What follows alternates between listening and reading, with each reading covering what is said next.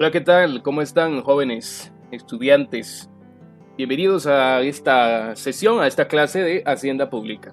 En Hacienda Pública, en este caso, ya vimos lo que fueron los bienes públicos. Ahora vamos a ver los gastos públicos. Recuerden que los bienes que muchas veces nosotros conocemos comúnmente como las carreteras, alumbrado público, etcétera, hay que sufragarlos. Los bienes permiten satisfacer necesidades, eso está claro, ¿no? La necesidad de poder transitar por una carretera de noche se puede satisfacer con la carretera y con el alumbrado público. Pero esa carretera y ese alumbrado público cuestan dinero. Sabemos que nada es gratis en esta vida. Entonces, para eso es necesario gastar.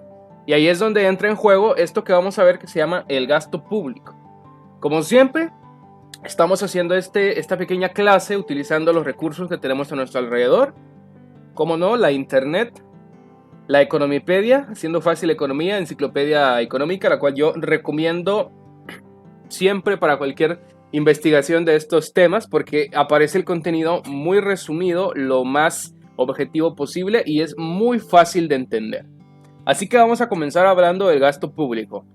Este artículo fue escrito por José Francisco López. Bueno, él indica que el gasto público es la cuantía monetaria total que desembolsa el sector público para desarrollar sus actividades. Esto suena un poquito complejo de entender, pero así, en palabras sencillas, podemos decir que es la cantidad de dinero que el Estado tiene que utilizar para desarrollar sus actividades. ¿Y qué actividades desarrolla el Estado? Bueno, además de sus propias actividades administrativas, desarrolla también lo que son los proyectos, los programas, subprogramas de beneficio a la población. O al menos así debería. El sector público es un agente económico y como agente económico tiene diferentes objetivos y diferentes funciones. Entre ellas se encuentra objetivos como reducir la desigualdad. Esto es lo que en teoría debe buscar el Estado. Recordemos que el artículo número 1 de nuestra Constitución indica que el bien común es el fin primordial del Estado.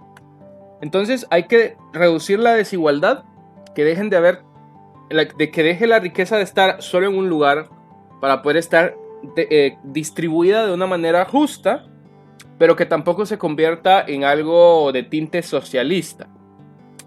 Hay que redistribuir la riqueza correctamente, ¿no? Eso lo hemos visto en la hacienda pública. O satisfacer diferentes necesidades de los ciudadanos. Entonces nosotros tenemos necesidades que las satisface el Estado, como por ejemplo la educación pública, la salud pública, que muchas veces es o no es muy buena, pero eso pues no es el tema de este video.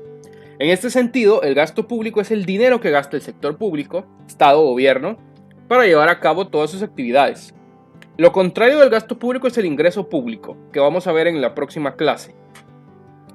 ¿Cuáles son los tipos de gasto público? ¿En qué gasta el Estado? ¿Cómo podemos clasificarlo? Bueno, según este autor, no todos los gastos son iguales.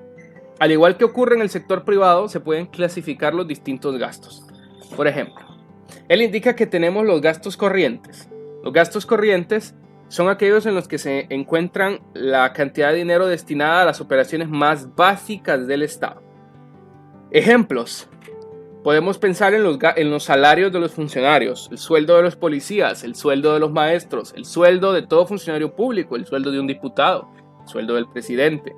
O en la prestación de determinados servicios públicos, ¿no? Cuando el Estado gasta, por ejemplo, en educación, gasta en salud, gasta en infraestructura, en carreteras, etc. Son gastos corrientes. El gasto de capital. Bueno, ¿qué es el gasto de capital? En este gasto se encuentra aquel destinado a la obtención de los activos tangibles e intangibles. También se añade a este punto la compra de inmovilizado para desarrollar actividades corrientes. Por ejemplo, para hacer una carretera hay que comprar una máquina. Entonces la compra de esa máquina iría como un gasto de capital, ¿no? O hay que comprar un tren para esta vía del tren, etc. Gasto de transferencia. El gasto de transferencia se trata de la cantidad monetaria, a veces en forma de capital, que el Estado destina a empresas y familias, como los subsidios por desempleo, que pueden ser estas transferencias, o los subsidios que da el Estado al transporte, en el caso de la ciudad capital, para que el transporte tenga un precio más bajo. Entonces el Estado paga una parte, o así por ejemplo los subsidios a la energía eléctrica, cuando el Estado paga una parte de la luz y usted paga la otra. Y están los gastos de inversión. A diferencia de los gastos de capital, se considera el gasto de inversión cuando el gasto tiene como objeto crear, aumentar o mejorar o sustituir el capital público ya existente. Gasto de inversión es el gasto que se hace al invertir, cuando el Estado invierte en proyectos, en bonos, en empresas extranjeras, etc. ¿Cuáles son los objetivos del gasto? Para ir terminando. En muchas ocasiones se dice, ya que existe casos en que un aumento del gasto no permite conseguir determinados fines, aunque sí es cierto que en la mayoría de los casos ayuda a conseguirlos.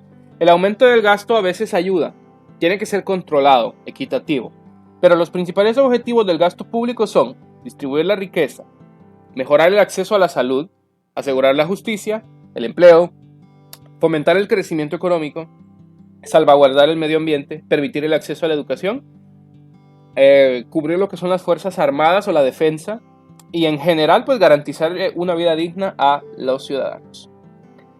Podríamos añadir, indica el autor, muchos más, aunque los anteriores son un fiel reflejo de lo que intentan los estados. No siempre es así.